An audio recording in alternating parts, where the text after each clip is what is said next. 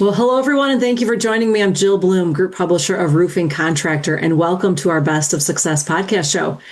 It's always an honor to have with me my good friend, Trent Cotney, partner of Adams and Reese. Trent, great to see you.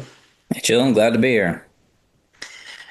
Well, Trent, let's talk about I-9 audits. It sounds like you may have just had a phone call about this, and they're still out there kind of causing some issues. What's going on? What do all the contractors listening need to know, and how do they prepare? Because it's kind of scary.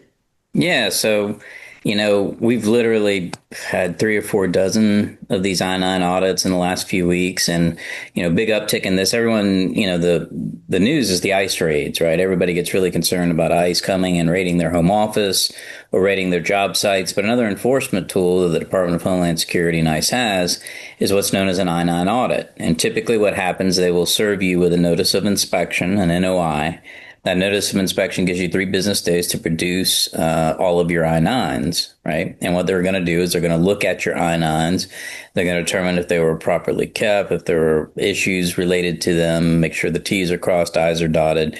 So understanding kind of how to deal with that and navigate that is an issue, Typically, here are a handful of things that contractors should be aware of. First is always be respectful, be calm. We've seen a lot of examples of, potential intimidation, even threatening, that kind of stuff. What I always recommend is always have a single point of contact when you're dealing with DHS or ICE. Recognize that you do not have to talk to DHS or ICE without counsel present. So always assert that right. And, Jill, nobody likes lawyers. So it's real easy. Just blame the lawyer. Say, look, happy to cooperate with you. I've got the notice of inspection. We're looking forward to, producing these. But our attorney has said, we should refrain from discussing things unless we have counsel present. Happy to put you in touch with them. That way you're not taking the blame yourself. You're getting, counsel there to make sure you don't say anything that could potentially be used against you. Yeah. During that 3 day time period, Jill, it's real important that contractors round up their I-9s and start taking a look to see where are the potential problems. Recognize that, at this point, after an NOI has been issued, you can identify problems. You can even make corrections, but those corrections can potentially be used against you, right? So prior to the issuance of a notice of inspection, you're entitled to fix mistakes. You just attach a memo. You don't falsify anything. You don't backdate anything. You don't white out anything. Typically, we recommend, striking through it, initialing it, and attaching a memo explaining why you made that change. But it's a scary thing, and it is definitely an enforcement tool. We are seeing contractors coast to coast be issued these notices of inspection. It is not just a blue state; it's red states and all states in between. So Trent, let's talk about what really happens when they are issuing this NOI, right? Notice, let's say again, it's a Notice of inspection. notice of inspection. Okay. And so how are these people showing up to deliver that? Yeah, typically it's 1 or 2 individuals that will show up and serve it just like they were serving a complaint, saying, "Hey, we're issuing this notice of inspection." One of the things I recommend is signage is important. So even though this isn't an ICE raid, typically they won't have a warrant with them. Recognize that you still need to make sure that you've got signage on areas that are private, restricted access, that you've got doors locked, those kinds of things. You don't want to inadvertently waive some potential rights that you have. Oftentimes we will see notices of inspection issued after an ICE raid occurs, because an ICE raid will occur and that suggests to DHS that, hey, there may be more issues with this contractor. Let's do a full audit, and then we might find even more. And let's take a look at their subs while we're at it, right? So it's just very important that you know and assert your rights. Always tell the truth, be cooperative, but know and assert your rights. And one of those rights is the right to remain silent without, and have counsel present so that, they can help navigate a lot of these issues. Yeah, so it sounds like it's probably important that in however often every contractor has their team meetings, that this is discussed, because I think you were saying that sometimes they show up and they're in full gear, like they're going to war.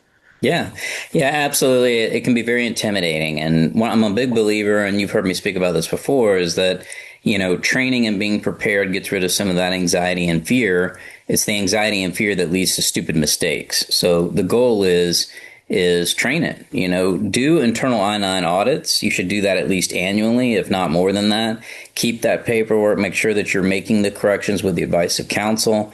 Make sure that you're training your HR staff and other people on what to do in the event that, ICE or DHS come knocking with a notice of inspection.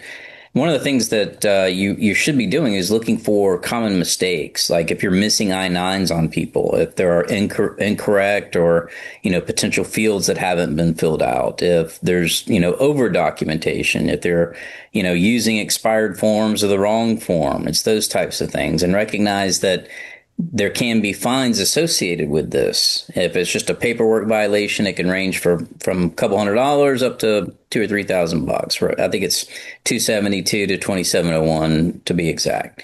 But if there's a knowing component or a repeat component, you could be looking at multiples of that. And don't forget that if you knowingly employ someone that you know is illegal, you could potentially face criminal liability. So it is important that you take this very serious and, work with counsel to mitigate any risk. That's great. Well, really good insight, Trent. Thanks so much. Thank you. And it's almost the end of the year. I mean, Christmas is coming up and the holidays, Hanukkah, whatever people, what, is there anything that contractors should think about as they are wrapping up their year? Yeah, absolutely. So first thing is make sure to invest in success coming first week of December, because you'll get a lot of great insight and news there. The second thing I'd recommend is contact your distributor, your supplier. Get to know your credit manager very well. And the reason I say that is oftentimes contractors spend a lot of time getting to know their salesperson, get wined and dined by the salesperson. That's great. But the credit manager controls, the purse strings. So if times get tough, it's important that you have open and honest communications to work out, various things, whether it's payment plans, whether it's working on certain projects together. I will tell you that creating good relationships with credit managers can be the difference between, floating through a hard time and having to shut down the doors. So, as things kind of tighten up a little bit here or there, make sure that you're, investing some time and getting to know those credit managers. Very, very, very good advice, Trent, as always. Well, if anybody has any questions for you, Trent, where do they find you? Sure. Email me, trent.cotney@arlaw.com, or anywhere social @Trent Cotney. Sounds great, Trent. And as always, thank you so much for your time and your advice. Contractors, I know, really appreciate it. And if anybody has any questions for us, it's roofingcontractor.com or wconline.com. Follow us on all our social media channels and stay safe and healthy. Have a great holiday season, and we can't wait to talk to you soon. Thanks again, Trent. Thank you.